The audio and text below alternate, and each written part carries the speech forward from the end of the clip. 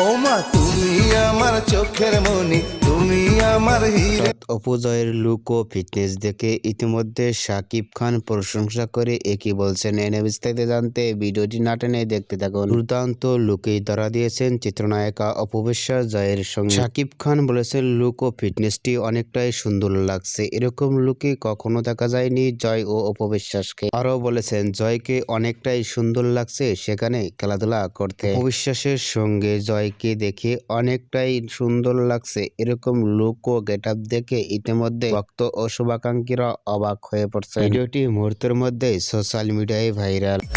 তুমি লাল টুকটুকে পরি।